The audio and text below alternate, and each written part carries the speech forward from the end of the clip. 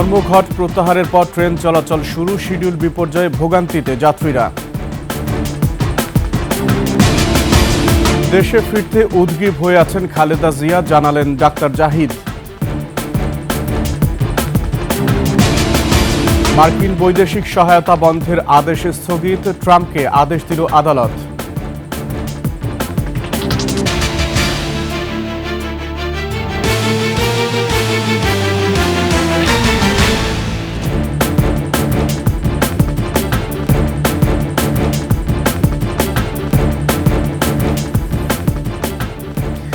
শুনছিলেন সংবাদ শিরোনাম, আমন্ত্রণ ২১শে সংবাদের সাথে আছে আমি আকবর হোসেন সুমন।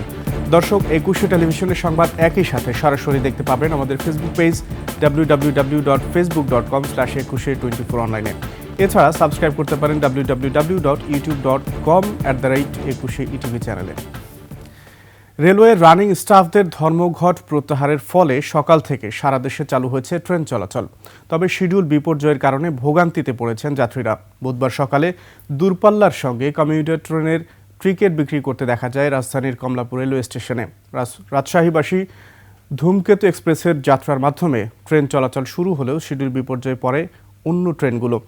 সকাল ৭টার সময় দেয়া হলেও প্রায় ১ ঘন্টা দেরিতে চট্টগ্রামের উদ্দেশ্যে যাত্রা শুরু করে সোনার বাংলা এক্সপ্রেস, আর কক্সবাজারগামী পর্যটক এক্সপ্রেস ছাড়ে ২.৫ ঘন্টা পর। ধর্মঘটের পর ট্রেন চলাচল শুরু হলেও শিডিউল বিপর্যয়ে ভোগান্তিতে থাকা যাত্রীরা বলছেন স্বাচ্ছন্দ্যের যাত্রায় বিপাকে পড়েছেন তারা। ট্রেনের মতো গণপরিবহন চলাচল বন্ধ হওয়ার আগেই সমস্যা সমাধানের গুরুত্ব দেওয়ার অনুরোধ জানান যাত্রীরা। এর আগে আজকের মধ্যে দাবি দেওয়া পূরণের আশ্বাস পাওয়ায় মঙ্গলবার দিবাগত রাত ২:৩০টার দিকে ধর্মঘট তুলে নেওয়ার ঘোষণা দেয় বাংলাদেশ রেলওয়ে রানিং স্টাফ ও শ্রমিক কর্মচারী ইউনিয়ন।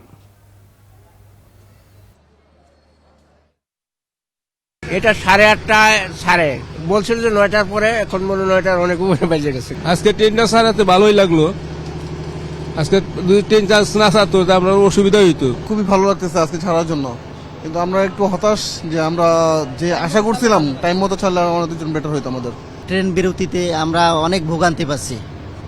এটা আসলে একটা দেশের জনগণের জন্য কখনোই কাম্য নয়। বুধবারের মধ্যে দাবি পূরণের আশ্বাসে ধর্মঘট প্রত্যাহার করেছে রেলওয়ের রানিং স্টাফরা। মঙ্গলবার দিবাগত রাতে রেলপথ উপদেষ্টা মোহাম্মদ ফাজুল কবির খানের বাসভবনে বৈঠক শেষে সংবাদ সম্মেলনে এই সিদ্ধান্তের কথা জানানো হয়। আরও জানাচ্ছেন তরিকুল ইসলাম। অবশেষে টানা প্রায় ২৭ ঘন্টার কর্মবিরতির অবসান। কমলাপুরে ৩ দফায় আন্দোলনকারীদের সাথে বৈঠক করেন কর্তৃপক্ষ ও শ্রমিক নেতারা, তবে সেখান থেকেও আসেনি কোনো সিদ্ধান্ত। কমলাপুরে বন্ধ ছিল টিকিট কাউন্টার, প্ল্যাটফর্মে ছিল না কোনো ট্রেন। রেলকর্মীদের দাবি, দীর্ঘ বছরের সুবিধাগুলো ২০২১ সালে হঠাৎ করেই বন্ধ করে দেয় আওয়ামী লীগ সরকার। তাদের সুবিধাগুলো ফিরিয়ে দেওয়ার আশ্বাস দিলেই চলবে ট্রেন। ২১ সালের যে প্রজ্ঞাপনটা ওটা স্থগিত না, ওটা বাতিল চাচ্ছি। আর দ্বিতীয় কথা হলো ২২ সালে যে নিয়োগ হয়েছে তারা আমাদের মতো সমহারে সবকিছু সুযোগ সুবিধা পাবে, এটাই আমাদের মূল দাবি। আমাদের কোনো নতুন কোনো দাবি নয়। আমরা ১৬০ বছর ধরে যে মাইলেজ সুবিধাটা আমাদের এই পেশায় পেয়ে আসছি, সেই সুবিধাটা বলবৎ থাকে, এটাই আমাদের দাবি। তবে রাতে রেলপথ উপদেষ্টা মোহাম্মদ ফৌজুল কবির খানের বাসভবনে শ্রমিক নেতা ও বৈষম্য বিরোধী ছাত্র আন্দোলনের নেতাদের বৈঠক শেষে দাবি পূরণের আশ্বাসে রেলওয়ের রানিং স্টাফদের কর্মবিরতি প্রত্যাহার করে নেয়। শ্রমিক নেতৃবৃন্দ এবং ছাত্র নেতৃবৃন্দ আমাকে অনুরোধ জানিয়েছেন যে এইটা তুলে দেওয়ার জন্য। তো এইটা আমি তুলে দেওয়ার জন্য মাননীয় অর্থ উপদেষ্টার সঙ্গে করব, এবং আমি এটা দায়িত্ব নিচ্ছি যে এটা আমি দায়িত্ব নিয়ে বলতেছি যে আমি এটা করতে সক্ষম হব। এ সময় শ্রমিক নেতা জনদুর্ভোগের জন্য দুঃখ প্রকাশ করে এবং কর্মবিরতি প্রত্যাহার করে সংশ্লিষ্ট সবাইকে কাজে ফিরে যেতে অনুরোধ জানায়। আমাদের মাননীয় উপদেষ্টা মহোদয় আমাদেরকে কথা দিয়েছেন, ডিজি এবং সচিব এবং আমাদের ছাত্র নেতারা এবং আমাদের ট্রেড ইউনিয়ন নেতৃবৃন্দ সবার উপস্থিতি উনি আমাদেরকে কথা দিয়েছেন, আপনাদের সামনেও কথা দিয়েছেন। উনি অর্থ মন্ত্রণালয়ের মাধ্যমে এই জিনিসটা দ্রুত কালকের মধ্যেই সমাধান করবেন। তরিকুল ইসলাম, ২১শে টেলিভিশন, ঢাকা। দর্শক, রাজশাহী থেকে যুক্ত হচ্ছেন সহকর্মী বদরুল হাসান লিটন। সরাসরি চলে যাচ্ছি তার কাছে। লিটন, রাজশাহীতে যাত্রীদের ভিড় কেমন দেখছেন এবং শিডিউল বিপর্যয়ের কোনো পরিস্থিতি আছে কিনা আপনার কাছে?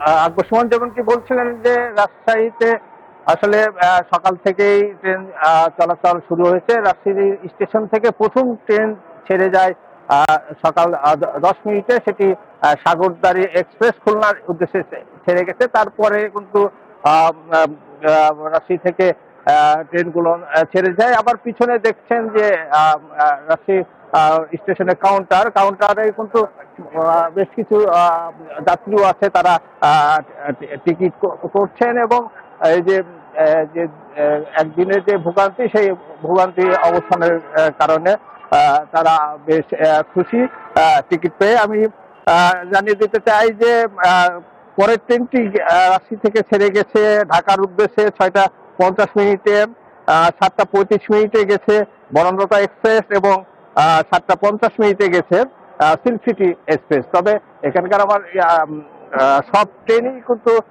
10 থেকে 20 মিনিট লেটে রাশি ছেড়ে গেছে। আর এখানে আরেকটি কথা বলে রাখি যে গতকালকে যে আপনার হামলা, স্টেশনে হামলা ও ভাঙচুরের ঘটনা ঘটেছিল, সেই ঘটনায় জেআরপি থানায় একটি মামলা হয়েছে এবং সেই মামলায় কিন্তু একজনকে গ্রেপ্তার করেছে, সুমন আহমেদ নামে। পুলিশ যাকে বলছে যে এই হামলার মূল হোতা, তাকে কিন্তু চুয়াডাঙ্গা থেকে গ্রেপ্তার করা হয়েছে গত রাতে। এই ছিল রাজশাহীর স্টেশনের সর্বশেষ পরিস্থিতি। আকবর সুমন। লিটন, আপনাকে ধন্যবাদ। দর্শক, রাজশাহী থেকে শুনছিলাম ট্রেনের শিডিউল বিপর্যয় এবং যাত্রী ভোগান্তির সর্বশেষ অবস্থা। দেশে ফেরার জন্য উদগ্রীব হয়ে আছেন বিএনপি চেয়ারপারসন বেগম খালেদা জিয়া। লন্ডনে তার ব্যক্তিগত চিকিৎসক ও বিএনপির স্থায়ী কমিটির সদস্য AJM জাহিদ হোসেন একথা জানিয়েছেন। আরাফাত রহমান কোকন মৃত্যুবার্ষিকী উপলক্ষে যুক্তরাজ্য যুবদল আয়োজিত দোয়া মাহফিলে খালেদা জিয়ার সুস্থতা কামনা করে দোয়া করা হয়। এ সময় ডাক্তার AJM জাহিদ হোসেন জানান, খালেদা জিয়া আগের চেয়ে অনেকটা সুস্থ। লন্ডন হাসপাতালে তার বেশ কিছু পরীক্ষা হলেও সেগুলোর রিপোর্ট এখনও পাওয়া যায়নি। রিপোর্ট পাওয়ার পরেই সিদ্ধান্ত হবে কত দ্রুত দেশে ফিরতে পারবেন খালেদা জিয়া। তবে দেশের বর্তমান পরিস্থিতি সম্পর্কে অবগত উল্লেখ করে গণতন্ত্র পুনরুদ্ধারে দেশের মানুষের পাশে আছেন বলে জানান খালেদা জিয়া।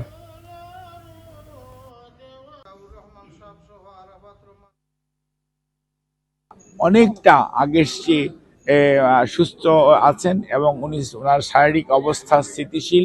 আপনাদের মাধ্যমে আমরা সবার কাছে কৃতজ্ঞতা জানাই যে ওনারা সবাই ওনার সুস্থতার জন্য দোয়া করেছেন। সর্বোপরি আজকে দেশের সার্বিক অবস্থা যেদিকে যাচ্ছে, বাংলাদেশের মানুষের গণতন্ত্র পুনরুদ্ধারের জন্য উনি সব সময় কিন্তু উনি অসুস্থ থাকলেও মানসিকভাবে উনি সব সময় দেশের মানুষের পাশে থাকতে চান। আদালতের রায়ে আটকে গেল মার্কিন প্রেসিডেন্ট ডোনাল্ড ট্রাম্পের বৈদেশিক সহায়তা বন্ধের নির্বাহী আদেশ। মার্কিন অলাভজনক গ্রুপ ন্যাশনাল কাউন্সিল অব নন প্রফিটের দায়ের করা মামলায় ফেডারেল কোর্ট লরেন এল আলী খানের আদালত ট্রাম্পের আদেশ সাময়িকভাবে স্থগিতের রায় দেয়। ট্রাম্পের নির্বাহী আদেশ কার্যকরের কয়েক মিনিট আগে এই আদেশ দেয় আদালত। টঙ্গীর তুরাগ তীরে বিশ্ব ইজতেমার প্রস্তুতি প্রায় শেষ পর্যায়ে। সকাল থেকে সন্ধ্যা পর্যন্ত দেশের বিভিন্ন অঞ্চল থেকে আসা মুসল্লিরা স্বেচ্ছাশ্রমের ভিত্তিতে কাজ করছেন। অন্যান্য বছরের তুলনায় ইজতেমার নিরাপত্তা এবার বেশি চ্যালেঞ্জিং হলেও সব প্রস্তুতি নেওয়ার কথা জানিয়েছে প্রশাসন। গাজীপুর প্রতিনিধি অপূর্ব রায়ের তথ্য ছবিতে ডেস্ক রিপোর্ট। মাঘের শীত উপেক্ষা করে তুরাগ তীরে কাজ করছেন স্বেচ্ছাসেবী মুসল্লিরা। সামিয়ানা টানানো, মঞ্চ, বৈদ্যুতিক সংযোগ সহ প্রস্তুত করা হচ্ছে খিত্তা। সুবিশাল প্যান্ডেলের নির্মাণ কাজ প্রায় শেষ পর্যায়ে। সৃষ্টিকর্তার সন্তুষ্টির জন্যই তারা কাজ করছেন বলে জানান মুসল্লিরা। নিঃস্বার্থে প্রত্যেক বছরই আল্লাহ কাজ করায়। আলহামদুলিল্লাহ আমাদের কাজ চলতেছে। বিভিন্ন দেশ থেকে মুসল্লিরা এসে যেন সুন্দর একটি মাঠ পায়, সুন্দর একটি পরিবেশ পায়, এজন্য আমরা এখানে কাজ করতেছি। তারা বলছেন, সুরাই নেজামের তত্ত্বাবধানে 2 ধাপে বিশ্ব ইজতেমা শুরু হবে শুক্রবার থেকে। ইতিমধ্যে আমাদের মাঠের কাতা তৈরি করা, খুঁটি গাড়া, সামিয়ানা টাঙানো সহ সম্পূর্ণ হয়েছে। জানুয়ারি 31 তারিখ শুরু হবে এবং আরেকটি ধাপ ফেব্রুয়ারি 3 তারিখ শুরু হবে ইনশাআল্লাহ। ইজতেমা ময়দানের চাহিদা অনুযায়ী মুসল্লিদের সার্বিক সহযোগিতা করছে সিটি কর্পোরেশন। প্রত্যেকটা ডিপার্টমেন্টে কাজ করার জন্য যাবতীয় যে সহযোগিতা প্রয়োজন হয় তাদের ডিমান্ড অনুযায়ী আমাদের প্রশাসক গাজীপুর সিটি কর্পোরেশন ও ঢাকা বিভাগীয় কমিশনার মহোদয় অনুমোদন ক্রমে আমরা এই কাজগুলো প্রোভাইড করে থাকি। ইজতেমা ময়দানের সার্বিক নিরাপত্তায় নেওয়া হয়েছে প্রস্তুতি। আমরা একটি ইভাকুয়েশন প্ল্যান তৈরি করছি, যে ইভাকুয়েশন প্ল্যানের মধ্যে কোনো ঘটনা ঘটলে পরে আগুন লাগুক আর যেভাবেই লাগুক, যেভাবে যা কিছুই হোক না কেন, আমরা যেন ইভাকুয়েট করতে পারি। এত সংখ্যক লোক আসবে, তাদেরকে যেন ইভাকুয়েট করে আমরা নিরাপদ জায়গায় নিয়ে যেতে পারি। শান্তিপূর্ণভাবে ইজতেমা সম্পন্ন হবে এমনটাই প্রত্যাশা সবার। সমর ইসলাম, ডেস্ক রিপোর্ট, 21 টেলিভিশন। শেষ করছি 21 সংবাদ। যাবার আগে শিরোনামগুলো আরও একবার। ধর্মঘট প্রত্যাহারের পর ট্রেন চলাচল শুরু, শিডিউল বিপর্যয়ে ভোগান্তিতে যাত্রীরা। দেশে ফিরতে উদ্গ্রীব হয়ে আছেন খালেদা জিয়া, জানালেন ডাক্তার জাহিদ। মার্কিন বৈদেশিক সহায়তা বন্ধের আদেশ স্থগিত, ট্রাম্পকে আটকে দিল আদালত।